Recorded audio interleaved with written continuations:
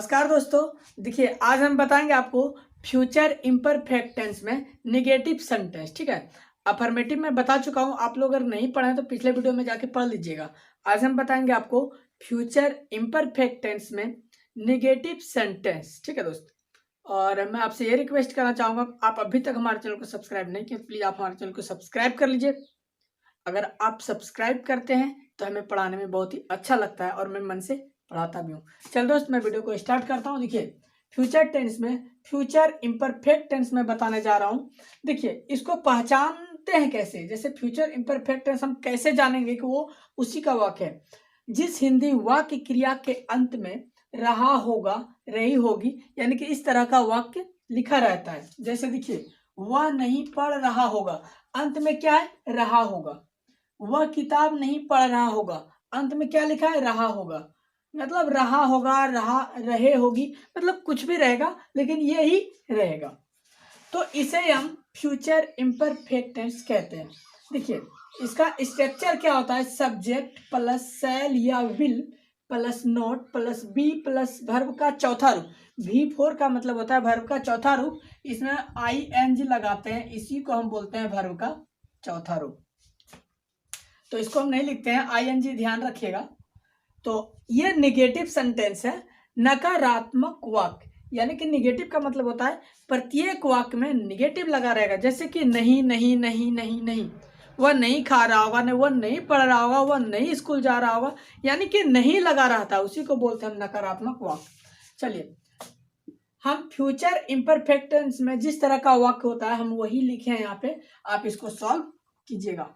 ठीक है, और देखिए, ये मैंने पहले 1 2 3 4 ऐसे वाक्य हैं जो छोटे छोटे हैं, एक पांचवा ऐसे वाक्य हैं जो थोड़ा सा लंबा है। मैं इसलिए ये लंबा वाला लिखा हूं कि छोटे अनुवाद को हम आसानी से बना लेते हैं और लंबे अनुवाद को नहीं बना पाते हैं। इसलिए मैं लंबे अनुवाद को कैसे सॉल्व करूंगा, इसलिए मैं लंबे अनुवाद को भी लिखा हूं। चलिए दोस्त, इसको हम खत्म करते हैं। स्ट्रक्चर पे आइए। ये स्ट्रक्चर को जो है ना, आप लोग हमेशा ध्यान में रखें। स्ट्रक्चर क्या है? सब्जेक्ट। सब्जेक्ट मेरा क्या है? ही है, तो यहाँ पे हम ही देंगे।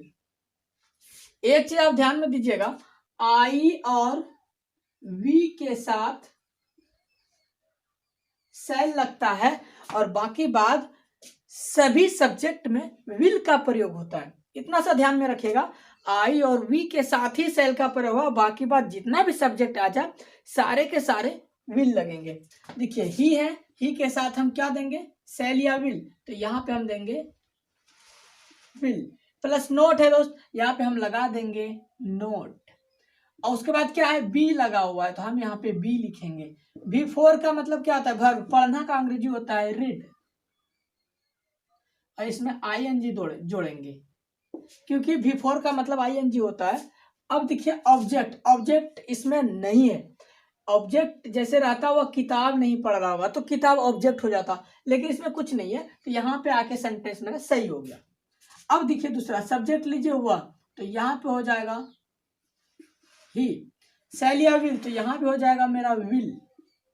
फिर नोट लगा हुआ है तो यहाँ हम नोट लगा देंगे। फिर बी लगा हुआ है तो हम यहाँ पे बी लगा देंगे। वर्ब का चौथा रूप यानी पढ़ना का अंग्रेजी होता है रीड, ING जोड़ देंगे। वर्ब को चौथा रूप बनाना है हमको, ING। अब क्या है? ऑब्जेक्ट। ऑब्जेक्ट मेरा क्या है? किताब, तो यहाँ पे हम बुक देंगे। यहाँ पे ऑब्जेक्ट मेरा कुछ नहीं था तो अनुवाद यहाँ से ही हो गया। यहाँ पे ऑब्जेक्ट था मेरा किताब, इसलिए हम किताब को दिए, उसके बाद फुल स्टॉप। अब देखिए, इसको लीजिए, सब्जेक्ट क्या है? तुम, तो यहाँ पे हो जाएगा मेरा यू। सेल या विल, देखिए सेल या विल, ध्यान दीजिए, आई और वी के साथ ही सिर्फ सेल लगता है, तो यू के साथ भी हम देंगे विल। अब नोट है तो हम यहाँ पे देंगे नोट। बी लगा हुआ है तो यहाँ पे हम देंगे बी। और वर्ब का चौथा रूप, वर्ब मेरा कौन है? देखिए तो लिखना, पहले लिखना लिखिए, राइटिंग। राइटिंग। अब ऑब्जेक्ट क्या है? ऑब्जेक्ट मेरा इसमें नहीं है, तो यहाँ पे हम फुल स्टॉप दे देंगे। अब देखिए, यहाँ पे क्या है दोस्त? राम। सब्जेक्ट क्या है? राम, तो यहाँ पे हम लिखेंगे राम। सेल या विल, तो यहाँ पे लगेगा विल, क्योंकि आई वी के साथ ही सिर्फ सेल लगेगा। अब नोट है, हम यहाँ पे देंगे नोट। बी है, हम यहाँ पे देंगे बी। अब बी दे दिया। अब क्या है, वर्ब यानी वर्ब का चौथा रूप, वर्ब मेरा क्या है, गो। तो चौथा रूप बनाने के लिए क्या करेंगे, आईएनजी जोड़ देंगे इसमें, गोइंग। अब क्या है, पटना है, तो ऑब्जेक्ट है मेरा पटना, तो यहाँ पे गोइंग टू पटना, पटना, ये हो गया। अब देखिए लास्ट वाला दोस्त, ये बड़ा वाला है ना, बड़ा वाला कैसे सॉल्व करेंगे, ठीक है। कितना अनुवाद कितना भी लंबा हो, देखिए एक हम देखिए कैसे बनाए, 1 नंबर और 2 नंबर, यहाँ देखिए 1 नंबर, अब उल्टा ले लीजिए, यहाँ 2 नंबर और यहाँ 3 नंबर। हर अनुवाद में उसी तरह बनाना है, इसको 1 नंबर फिर उल्टा 2 नंबर, इसमें तीसरा है ही नहीं, 1 नंबर, अब देखिए 2 नंबर और ये 3 नंबर। इसमें भी देखिए कैसे बनाएंगे, 1 नंबर अब उल्टा 2 नंबर, 3 नंबर, 4 नंबर, 5 नंबर, ऐसे बनाना है दोस्त। ये बहुत ही अच्छा ट्रिक है। देखिए यू है, पहले 1 नंबर में इसको लिखिए आप यू, शैलिया विल, तो यहाँ पे हम देंगे विल, नोट लगाइए पहले और उसके बाद बी लगा दीजिए। अब देखिए उल्टा, जना का अंग्रेजी क्या हो गया, गोइंग लिखे।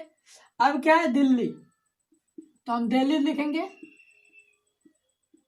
अब क्या है, से, तो फ्रॉम लिखेंगे, फ्रॉम। अब देखिए क्या है, बिहार, तो हम यहाँ पे लिखेंगे, ठीक है। देखिए हम कैसे बनाए, 1 नंबर इसको लिखे, यहां तक आने के बाद उल्टा, देखिए 2 नंबर में हम इसको दिखा लें, 3 नंबर में, 4 नंबर में और 5 नंबर में हम नंबर बैठा दिए।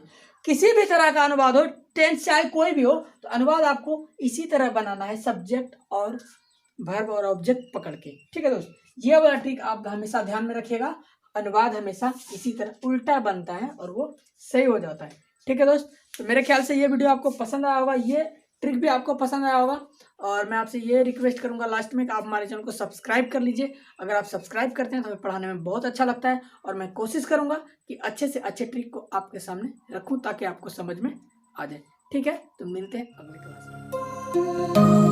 में।